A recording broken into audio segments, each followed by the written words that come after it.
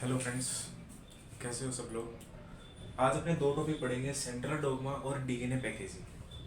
सबसे पहले central dogma देखते हैं। सेंट्रल डोग्मा क्या होता है? सेंट्रल डोग्मा होता है फ्लो ऑफ इंफॉर्मेशन। क्या होता है? Flow of information. Central dogma के अंदर होता क्या है? जैसे डीएनए आपके पास डीएनए है। डीएनए ट्रांसक्रिप्शन करता है। डीएनए ट्रांसक्रिप्शन करके एमआरएनए बनाता है। ट्रांसक्रिप्शन करके एमआरएनए बनाता है और एमआरएनए से ट्रांसलेशन होकर क्या बनता है? प्रोटीन बनता है। प्रोटीन फॉर्म होता है। फ्रांसिस नाम का एक साइंटिस्ट था। फ्रांसिस एंड क्रिक नाम का साइंटिस्ट था जिसने ये मेथड दिया था सेंट्रल डोग्मा। ये एक टेक्निक थी कि हम क्या करते हैं, पहले डीएनए से ट्रांसक्रिप्शन करके एमआरएनए और एमआरएनए से ट्रांसलेशन करके प्रोटीन बनाते हैं। देखो, ह्यूमन बींग्स के अंदर DNA as a genetic material होता है, तो ये प्रोसेस यूनिडायरेक्शनल चलता है। यूनिडायरेक्शनल चलता है। ये कैसे चलता है? यूनिडायरेक्शनल चलता है। फ्लो ऑफ इंफॉर्मेशन सिर्फ एक डायरेक्शन के अंदर ही होती है। जैसे एमआरएनए से कभी डीएनए नहीं बन सकता, सिर्फ इसके अंदर डीएनए से एमआरएनए और एमआरएनए से प्रोटीन बनता है। लेकिन एक इसका एक्सेप्शन होता है, वायरस। जो सेल थ्योरी का भी एक्सेप्शन होता है। तो वायरसेस के अंदर क्या होता है? वायरसेस के अंदर एमआरएनए से वापस डीएनए भी बन सकता है, एमआरएनए से वापस डीएनए भी बन सकता है। तो मैं कहता हूं कि इसके अंदर फ्लो कैसा होता है? बाई डायरेक्शनल फ्लो होता है। इंफॉर्मेशन का फ्लो कैसा होता है? बाई डायरेक्शनल इंफॉर्मेशन का फ्लो होता है। ये था एक छोटा सा कंसेप्ट सेंट्रल डोग्मा का। अब अपने पढ़ते हैं डीएनए पैकेजिंग।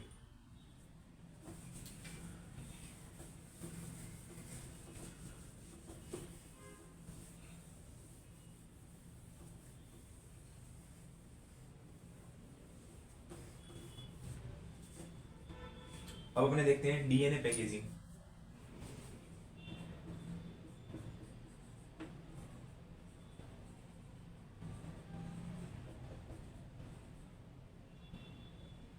डीएनए पैकेजिंग देखो, डीएनए पैकेजिंग अगर अपने देखें तो देखो, वैसे जो मैमल्स का जो सेल्स होता है, सारी एनसीईआरटी पढ़ाऊंगा, सारी एनसीईआरटी कवर करूंगा डीएनए पैकेजिंग की।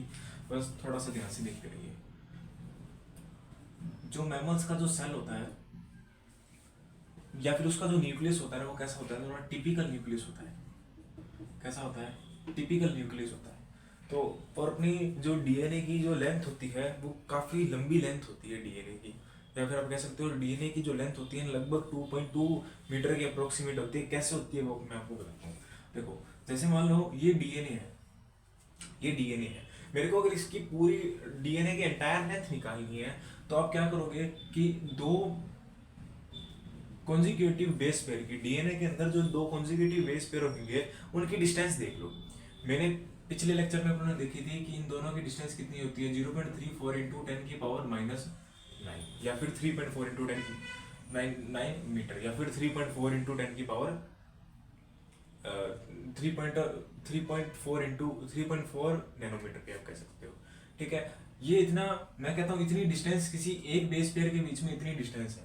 और मैं कहता हूँ टोटल बेस पेयर कितने होते हैं? मैं कहता हूँ 6.6 इंटू 10 की पावर 9 बेस पेयर्स होते हैं। बेस पेयर्स होते हैं। ठीक है, ये मीटर लेंथ है पर बेस पेयर के अकॉर्डिंग। पर बेस पेयर के अकॉर्डिंग ये मीटर लेंथ है। ठीक है, तो अप्रोक्सीमेट निकल के आता है कि 2.2 मीटर की एंटायर लेंथ होगी। 2.2 मीटर की एंटायर लेंथ होगी। पूरे डीएनए की एंटायर लेंथ कितनी की हो जाएगी? 2.2 मीटर की एंटायर लेंथ हो जाएगी। तो इतनी 2.2 मीटर की एंटायर लेंथ को न्यूक्लियस के अंदर रखना। न्यूक्लियस के अंदर तो होता है डीएनए। डीएनए किसके अंदर होता है? न्यूक्लियस के अंदर होता है। इसको न्यूक्लियस के अंदर रखना काफी ज्यादा टिपिकल हो जाता है। तो अपने क्या करते हैं, इसलिए हम क्या करते हैं, डीएनए की पैकेजिंग करते हैं। डीएनए की पैकेजिंग इतनी लंबी लेंथ होने के कारण हम डीएनए की पैकेजिंग करते हैं। अब देखो, डीएनए की पैकेजिंग सबसे पहले हम प्रोकैरियोट्स के अंदर पढ़ते हैं।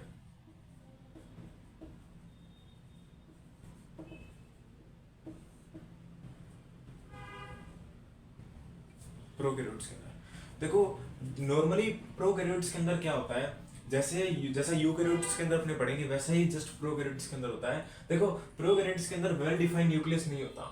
वेल डिफाइंड जो न्यूक्लियस होता है ना वो एब्सेंट होता है। वेल डिफाइंड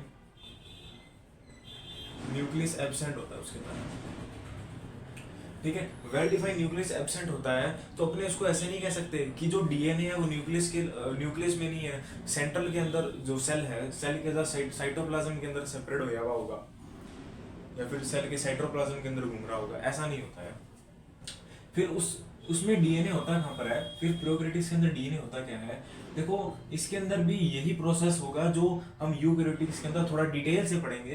देखो जैसे डीएनए पर नेगेटिव चार्ज होता है और प्रोटीन जो होता है, एक प्रोटीन होता है मैं आपको बताऊंगा, वो पॉजिटिवली चार्ज होता है। देखो डीएनए को पैक करने के लिए क्या होता है, ये एक प्रोटीन होता है जो अपने आगे पढ़ेंगे कौन सा प्रोटीन होता है, सब कुछ आगे अपने यूकैरियोट्स के अंदर डिटेल से पढ़ेंगे, ठीक है। मैं कहता हूं कि ये पॉजिटिवली चार्ज प्रोटीन होता है और उसके ऊपर ये नेगेटिवली चार्ज क्या करता है, डीएनए रैप करता है। नेगेटिवली चार्ज क्या करता है, नेगेटिवली चार्ज डीएनए रैप करता है, और ये चीज होती है कि कहां पर है, न्यूक्लियोइड के अंदर होती है। कहां पर होती है, न्यूक्लियोइड के अंदर होती है।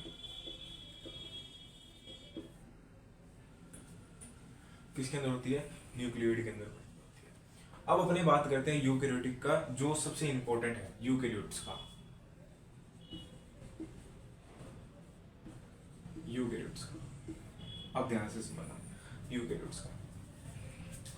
यूकैरियोट्स के अंदर जो डीएनए का पैकेजिंग करवाना थोड़ा कॉम्प्लेक्स रहता है, थोड़ा कॉम्प्लेक्स रहता है। कैसे, देखो हम क्या करते हैं, सबसे पहले जब प्रोटीन की पैकेजिंग करवाते हैं, प्रोटीन के ऊपर जब डीएनए की पैकेजिंग होती है, प्रोटीन के ऊपर कैसी होती है, डीएनए की पैकेजिंग होती है, हम क्या करते हैं, प्रोटीन की बात करते हैं।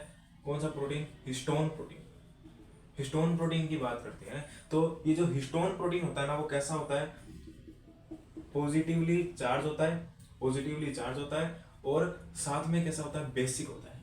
बेसिक क्यों होता है, क्योंकि इसके अंदर अमीनो एसिड्स होते हैं, लाइसिन और आर्जिनिन, लाइसिन और आर्जिनिन, ये दो अमीनो एसिड इसके अंदर होते हैं। तो इसलिए अपने कहते हैं कि जो हिस्टोन प्रोटीन होता है ना, कैसा होता है, पॉजिटिवली एंड बेसिक होता है। पॉजिटिवली और बेसिक अपने को हिस्टोन प्रोटीन देखने को मिलता है। अब देखो हम क्या करते हैं, हिस्टोन प्रोटीन बनता कैसे है, सबसे पहले तो ये देखते हैं ये हिस्टोन प्रोटीन बनता कैसे है। ये कुछ ये 8 टाइप्स के मॉलिक्यूल से मिलकर बनता है। 8 टाइप्स के मॉलिक्यूल से मिलकर हिस्टोन बनता है। 8 टाइप्स के मॉलिक्यूल्स होते हैं, उनसे हिस्टोन बनता है। देखो जैसे मैं कहता हूं ये मेरा हिस्टोन है, ये हिस्टोन है। इस हिस्टोन के अंदर क्या होंगे, कुछ प्रकार के मॉलिक्यूल्स होंगे, जैसे H3, H4, H2A, H2B, ये फर्दर ये भी वापस होंगे, ठीक है, 2 होंगे ये ऐसे, ठीक है, ऐसे कुछ एटसेट्रा लिख लो। ऐसे कुछ कितने मॉलिक्यूल्स होते हैं, टोटल 8 मॉलिक्यूल होते हैं, 8 मॉलिक्यूल होते हैं। जब ये 8 मॉलिक्यूल इन 8 मॉलिक्यूल से जब ये हिस्टोन बनता है तो अपने इसको हिस्टोन ऑक्टामर कहते हैं। क्या कहते हैं, हिस्टोन ऑक्टामर। हिस्टोन ऑक्टामर होता है जैसे H2A, H2B और H3 और H4 जनरली ये, ठीक है। अब देखो हिस्टोन ऑक्टामर के ऊपर क्या होता है, हिस्टोन ऑक्टामर के ऊपर क्या होता है, हिस्टोन ऑक्टामर, ये हिस्टोन ऑक्टामर हो जाता है। हिस्टोन ऑक्टामर जब बन जाता है तो ये रैपिंग के लिए रेडी हो जाता है। हिस्टोन ऑक्टामर के ऊपर डीएनए का रैप होता है। ये प्रोटीन कौन सा हो गया, पॉजिटिवली चार्ज, ठीक है। और जो डीएनए जो होगा, जो डीएनए की चेन, ये इतनी लंबी वाली जो चेन होगी, ये क्या करेगी, इसके ऊपर रैप होगी, ये इसके ऊपर रैप होगी, ऐसे कुछ इस प्रकार से ये इसके ऊपर रैप होती है।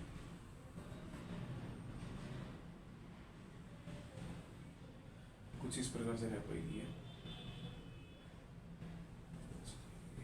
ऐसे इस प्रकार से ये रैपिंग देखने को मिलती है। इस प्रकार से डीएनए की रैपिंग होती है, ठीक है।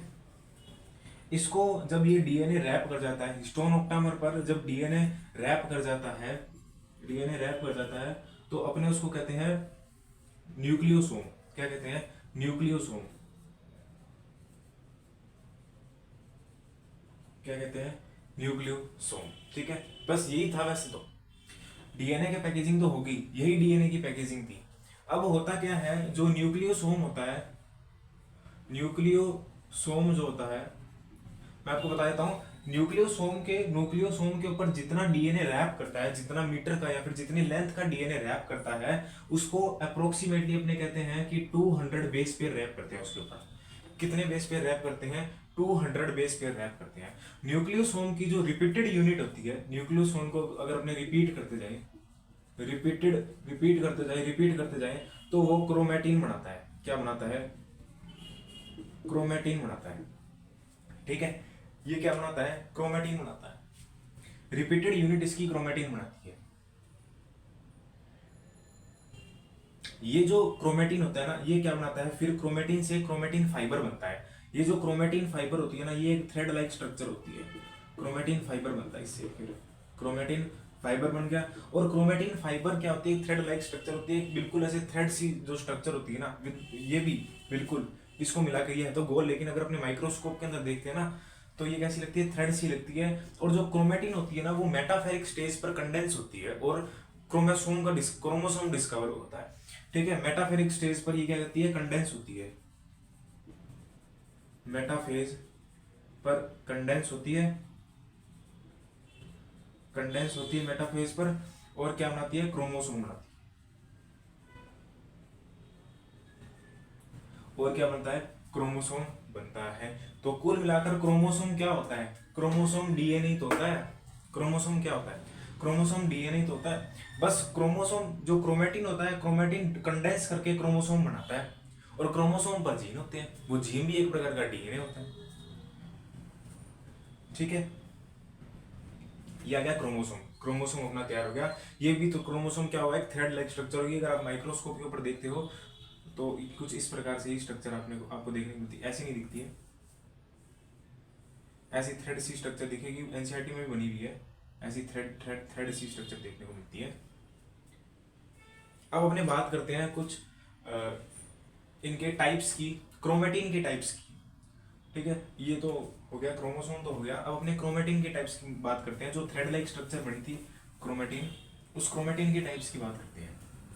तो देखो, जो क्रोमेटिन होता है ना, वो दो प्रकार का होता है। क्रोमेटिन टू टाइप्स का होता है। क्रोमेटिन, ठीक है, टू टाइप्स का होता है। देखो, एक तो होता है you chromatin, you chromatin, you chromatin. दूसरा होता है हेट्रोक्रोमेटिन, हेट्रोक्रोमेटिन। ठीक है, ये क्या होता है? इसकी जो चेन होती है, इससे जो क्रोमेटिन का फाइबर बनता है, जो फाइबर बनता है वो कैसा होता है? लाइट होता है। कैसा होता है? लाइट चेन होती है, लाइट स्ट्रेन भी कह सकते हो आप। ठीक है, और ये कैसा होता है? लूजली पैक होता है, लूजली पैक होता है। ठीक है, और इसकी जो स्ट्रेन बनती है, इसकी स्ट्रेन डार्क बनती है। ये डार्क स्ट्रेन का होता है। ठीक है, थोड़ा ऐसे विजिबल कम रहता है। ठीक है, और ये डेंसली पैक होता है। इसको डीडी से याद रखना, डेंसली पैक और डार्क स्ट्रेन फॉर्म करता है। और याद रखना, जो अपने डीएनए से ट्रांसक्रिप्शन करके अपने एमआरएनए बनाते हैं, तो उसके लिए जो डीएनए काम आता है ना, वो लूजली पैक वाला डीएनए, यूक्रोमेटिन वाला डीएनए काम आता है। उस समय ये जो यूक्रोमेटिन वाला डीएनए होता है, वो कैसा रहता है? एक्टिव फॉर्म के अंदर रहता है, एक्टिव रहता है। ये ट्रांसक्रिप्शन के लिए एक्टिव रहता है, ये ट्रांसक्रिप्शनली इनएक्टिव रहता है। ये था डीएनए पैकेजिंग। आज के लिए इतना ही। Thank you so much for watching this video.